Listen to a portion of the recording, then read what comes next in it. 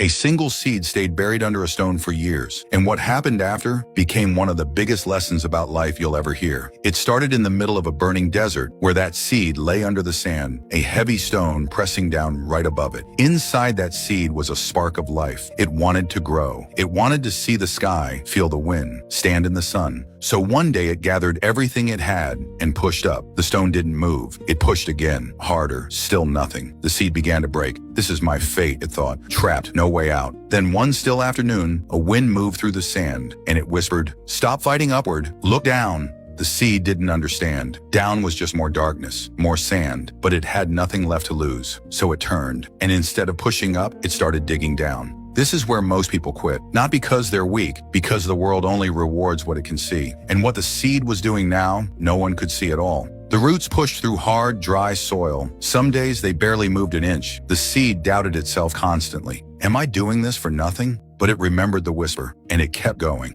Days turned into months, months into years. From the surface, nothing changed. Anyone walking by saw only a lifeless stone sitting in the sand. No one knew that underneath it, something was quietly, patiently working. Then, the roots hit water. Deep underground, hidden from every eye above, a current flowing, and something shifted. The seed wasn't just hoping anymore. It was strong. It pushed upward again. And this time at the edge of the stone, it found what it had missed before, a narrow gap, small, but enough. It grew through it. And when it finally broke the surface, it wasn't a fragile little sprout anymore. It was built different, because everything it survived underground was now inside its structure. That seed became a date palm, tall, rooted, unshaken. Years later, a sandstorm tore through that same desert. Smaller plants, the ones that grew fast, grew easy, never had to fight for anything, were ripped straight out of the ground. The palm tree didn't move. The wind could bend it. It could never break it, because its roots ran deeper than the storm could reach. And the one thing responsible for that?